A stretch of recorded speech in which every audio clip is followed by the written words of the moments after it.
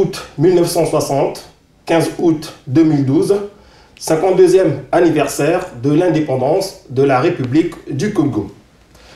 À la faveur de la célébration dans la région du Poul, plus précisément à Kinkala, de cet événement d'une haute portée politique et sociologique, nous avons pris l'initiative de réaliser une série d'entrevues avec d'éminents citoyens de la diaspora congolaise en France. Pour ce faire, nous nous sommes rendus au domicile de M.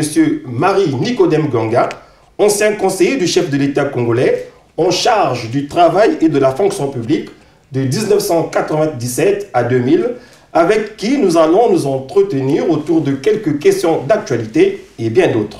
Comme je le disais d'entrée de jeu, l'aéropage politique et administratif congolais s'est donné rendez-vous à Kinkala le 15 août prochain pour les 52 ans d'indépendance de la République du Congo.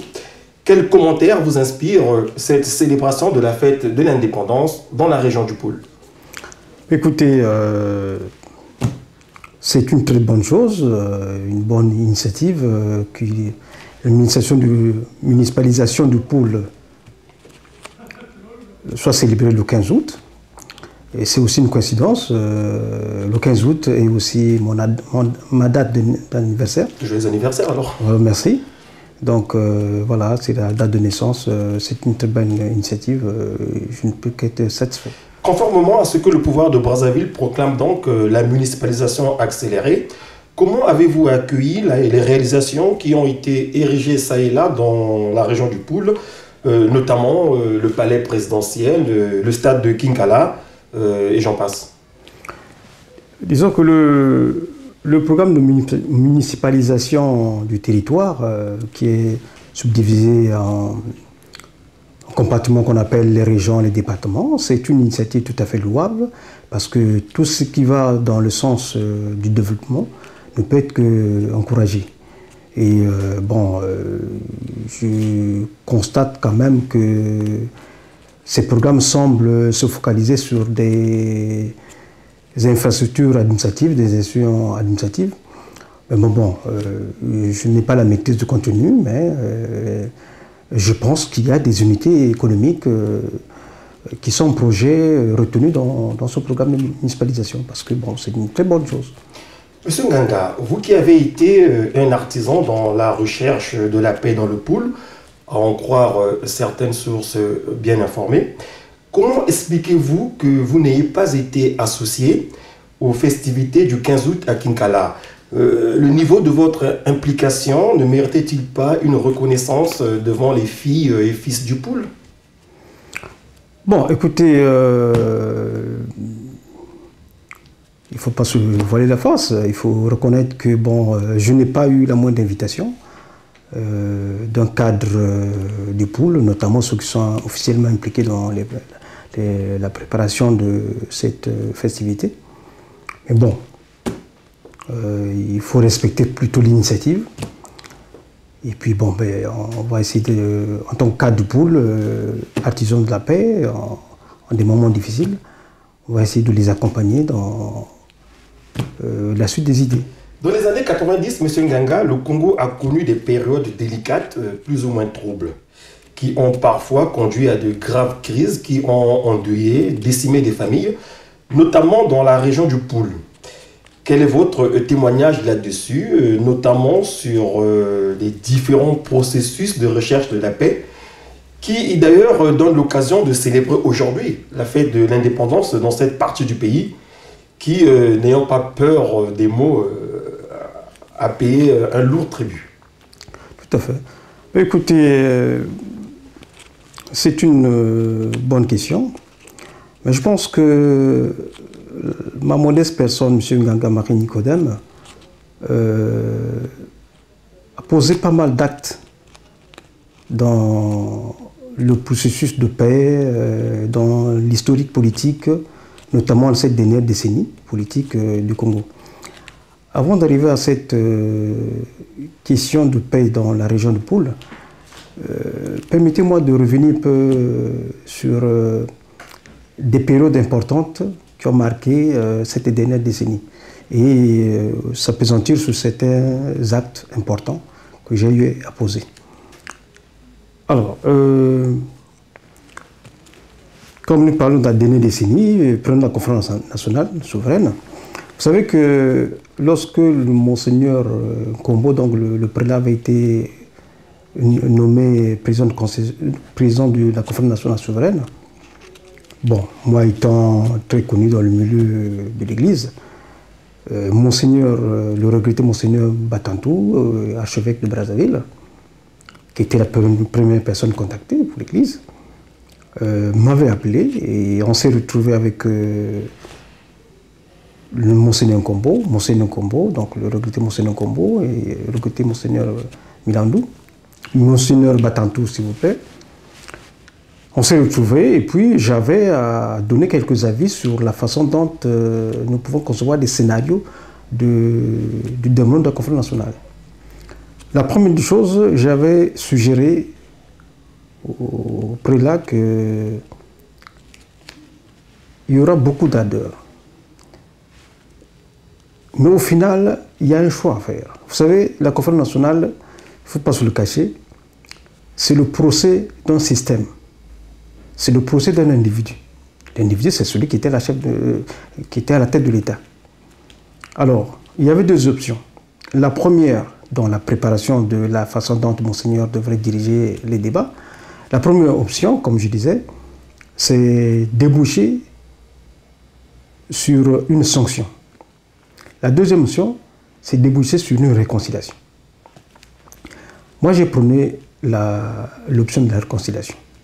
Alors j'ai dit au prélat, notamment Monseigneur Kombo, il faudrait tout faire, créer les conditions pour que nous arrivions à une réconciliation dans le sens où le président de la République serait invité à cette réconciliation.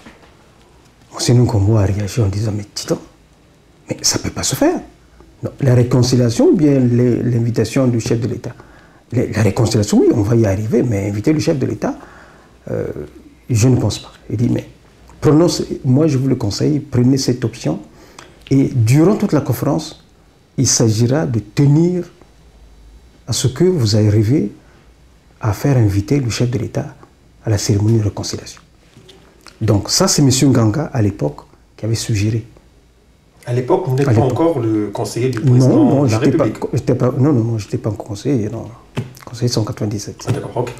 Voilà. Ensuite, pendant le déroulement de la conférence nationale, alors moi j'étais pas un des conseillers, vraiment j'étais le conseiller principal de la sœur Brigitte Yengo, qui était à côté, dans le présidium, qui était à côté de Monseigneur Kombo. Donc j'étais souvent avec elle, on faisait le point, on se retrouvait avec Monseigneur Kombo. Et j'avais suggéré dans le processus de l'invitation en perspective, lors de la réconciliation, il faut garder le contact avec le chef de l'État. C'est dans l'esprit de paix, c'est pas que j'avais des accointances avec le chef de l'État, non, je voyais la République dans son entièreté. Donc, j'avais suggéré de maintenir le contact, et effectivement, l'idée avait fait du chemin, parce que Monseigneur Kombo, à la fin de certaines séances de la conférence nationale, se rendait avec Sœur Brigitte Yengo auprès du président pour faire le point. Voilà, donc ça a été une idée importante que moi j'ai suggérée pendant la conférence nationale souveraine. Alors, on arrive à la période de transition, la fameuse période de transition. Il y avait au sortir de cette conférence nationale une force importante qu'on appelait les forces de changement. En fait, c'est une force politique qui avait mission de suivre la période de transition politiquement et notamment le suivi de l'application des actes de la conférence nationale. Alors, cette force de changement est arrivée à un temps où un acte de la conférence nationale devait être appliqué, lequel c'est le retrait de la garde présidentielle du président de l'époque en remplacement d'une garde républicaine. Alors ça se passe un soir, dans les coups de 19h, j'étais à la maison à Bakongo, arrive le ministre Bichindou, à l'époque c'était Jean à la présidence. Il arrive, il dit, mais Nicodème, il y a un problème. écoute, on veut retirer la garde présidentielle, on veut changer la garde présidentielle de président. Et ça, ça risque de perturber la transition. Alors, moi, comme j'étais partisan de la paix et de la réconciliation, je me suis dit, c'est pas une bonne initiative. C'est un acte de conflit national, c'est vrai, mais on peut trouver des dérogations à cela selon l'appréciation des faits, des effets plutôt. Alors, plutôt, le ministre Bitindou et moi, nous sommes rapprochés du Sœur Brigitte Yengo. Il y a eu, je me rappelle, Sidak Malonga, l'actuel maire adjoint, Malonga Kapata, communément appelé. Il y avait un certain Marcel, dont j'ignore le nom. Alors nous sommes rapprochés du Premier ministre Milongo. Premier ministre de la transition. De la transition. Élu pendant les travaux de la conférence nationale souveraine. Tout à fait. Parce que c'est lui qui était le Premier ministre chef du gouvernement. Donc, et Monseigneur Kombo, président du Conseil supérieur de la République, était en France, en voyage. Donc il était absent. Enfin, de manière générale, nous avons obtenu et du Premier ministre et aussi l'intervention par téléphone de Monseigneur Kombo, la non-application de cet acte.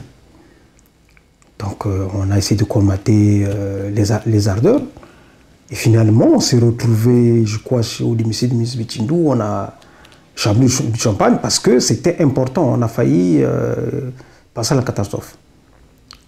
Donc l'option c'était que tout se passe dans la quiétude et qu'on débouche à un acte de réconciliation, illustrant la paix.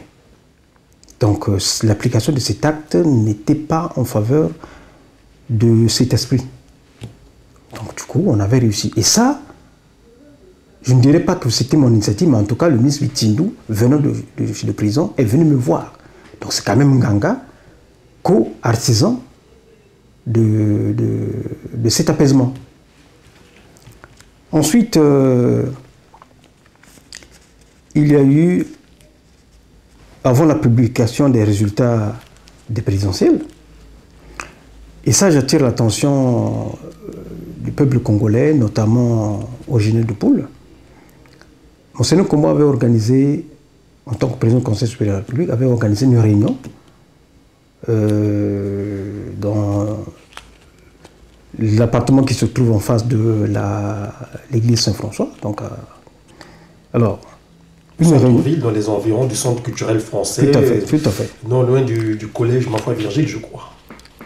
Donc, à cette réunion étaient conviés les sages du Poule. Et principalement, le Bernard Kolla, candidat présidentiel, et Milongo, Premier ministre, candidat au présidentiel. Le Premier ministre de la Transition, celui qui a eu à organiser ces élections de façon libre et transparente, démocratique. Tout à fait. Alors, c'est une réunion importante, que je qualifierais même de capitale sur la suite du pouvoir pour ceux qui ont toujours pensé que, bon, faut bien qu'il y a un problème politique dans le Poule. Alors, il y a des témoins encore vivants qui savent qu'est-ce qui a été dit, mais moi j'évoque cet élément pour dire que ce que le Monseigneur Kombo avait proposé ou avait décidé était important. Donc il faut que les gens se rappellent de cette réunion. Et ensuite, Monsieur Nganga, s'il vous plaît, mais finalement, qu'est-ce qui était sorti de cette réunion? C'était quoi la démarche, le pouvoir C'était juste pour discuter autour de la publication des résultats de la présidentielle, mais pourquoi est-ce qu'il y a une particularité sur la région du Poule, sur les acteurs politiques du Poule? Sans trop en parler, c'est une réunion qui est organisée à 1, 2, 3 jours, enfin à la veille de la publication des résultats des présidentielles. Oui. Nous sommes en 1992, je crois. Voilà, donc Monseigneur Kombo avait un message à donner. Et ce message était capital. Donc je n'en dirai pas plus. Souffrez que je me dise que cela ne sorte pas de ma bouche, mais il était important de rappeler cette réunion parce que dans l'histoire, dans la recherche de la cohésion, de tout débat politique du pôle, cette réunion-là, elle est importante. Voilà. Monsieur Nganga, le fait que vous ne vouliez pas nous en dire un peu plus au sujet de cette réunion, ne croyez-vous pas que c'est ce flou-là, justement entretenu par les cadres du pôle, qui crée souvent la confusion dans les esprits des populations de cette région? Non, ça ne crée pas une confusion. Il y avait plus d'une dizaine de personnes là-bas, enfin, pour ne pas exagérer, il y avait plus de 6 personnes là-bas, dont Bernard Kolela Milongo. Je crois que les démoulaillés qu'on sort, bon, il y en a qui sont vivants, ils en savent.